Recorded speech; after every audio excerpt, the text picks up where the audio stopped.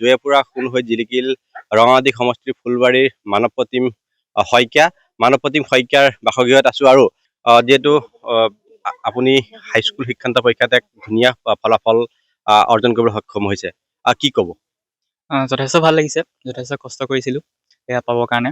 হয়। আৰু এতিয়া যেতিয়া ৰিজাল্টটো আহিলে বহুত ভাল লাগিছে। হয়। আৰু বিশেষকৈ গণিতত ভাল লাগিছে যে 100 ভিতৰত 100 পাবলৈ সক্ষম হৈছে। হয়। এই গোটেই আপোনাৰ যিটো পঢ়া, কাক কৃতিত্ব দিব? প্ৰথমটো মোৰ মা দেউতাকে কৃতিত্ব দিম, ডাঙৰকৈ ইয়াতে পঢ়াইছে। আৰু শিক্ষকসকল স্কুলৰ, তাৰপৰা মোৰ যিখন টিউচনৰ শিক্ষকসকল, তেওঁলোককে কৃতিত্বটো দিম বুলি খুজিছোঁ মই। হয়।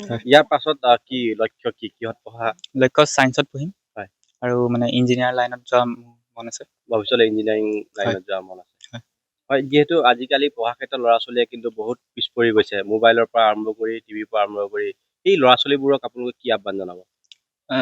মোবাইলৰ পৰা যিমান পাৰি দূৰত থাকিব লাগে, কাৰণ যিবোৰ মোবাইলৰ ভাল সেইবোৰ ল'ব লাগে আৰু বেয়াবোৰৰ পৰা আঁতৰি থাকিব লাগে। হয়। মই সেইটো পিতৃ যথেষ্টখিনি আপুনি কষ্ট কৰে, খেতি বাতিৰ পৰা আৰম্ভ কৰি ল'ৰাক পঢ়োৱা ক্ষেত্ৰত বহুত আগবঢ়াই নিলে, কি ক'ব? হয়, এতিয়া সেই ইমান কষ্ট কৰাৰ মূৰত যিটো মানে সি ৰিজাল্ট দেখালে তাৰ কাৰণে নথৈ আনন্দিত। আৰু আগলৈও তেনেকে যাতে সি পঢ়া শুনা কৰি আমাৰ পিছপৰা অঞ্চলটোৰ বা আমি দুখীয়া পৰিয়ালটোৰ পৰা এটা ভাল ৰিজাল্ট আশা কৰোঁ। সেয়ে মোৰ মানে তাৰ ওচৰত মানে কৈছোঁ, আৰু ৰাইজৰ ওচৰত মই সেইটোৱে বিচাৰিছোঁ যাতে সি ভাল এটা ৰিজাল্ট কৰি আকৌ ভাল হৈ সি উজ্জ্বলি উঠক। হয়। মাতৃয়ে যথেষ্টখিনি কষ্ট কৰে নহয় জানো? ঘৰখনৰ পৰা চম্ভালাৰ পৰা আৰম্ভ কৰি পাকঘৰৰ পৰা গোটেই ঘৰৰ বাৰী গোটেই চম্ভালিও আপুনি ল'ৰাকো মানে ধুনীয়াকে চম্ভালি ভাল ৰিজাল্ট কৰিছে, কি ক'ব? সি ভাল হোৱাটোৱে বিচাৰোঁ। তেনেকে কৰিছিলে বাৰু যথেষ্টখিনি কষ্ট কৰিছিলে। তাৰপৰা তাত বাৰু আচাৰ্যসকলেও উৎসাহ দিছিলে, আমিও কৰিছিলোঁ, বৰ্তা বৌবৌহঁতেও কৰিছে, ওচৰ চুবুৰীয়া সকলোৱে কৰিছে বাৰু। তাৰপৰা সি কষ্ট কৰিছিলে আৰু নকৰাকে নাই বাৰু। হয়, এতিয়া ল'ৰাক ছায়েন্সত পঢ়িম বুলি কৈছে, যথেষ্টখিনি খৰচো আছে। হয়, কেনেকুৱা ধৰণৰ ক'ত পঢ়াম বুলি কিবা ভাবিছে? এতিয়ালৈকে সিদ্ধান্ত নাই লোৱা বাৰু।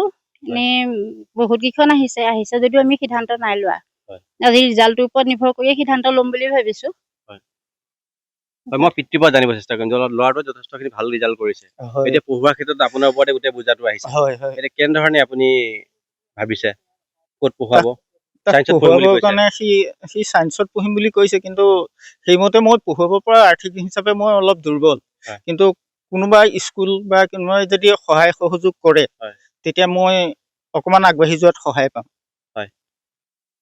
গতিকে মই পৰ্টেল যোগেদিয়েই মই যদি কোনোবা সদাশয় স্কুলৰ পৰা সদাশয় ব্যক্তিয়ে যদি অকণমান সহায় সহযোগ কৰে, তেতিয়া মই অলপ নিজকে মানে অলপ সবল হ'বলৈ শক্তি পাম।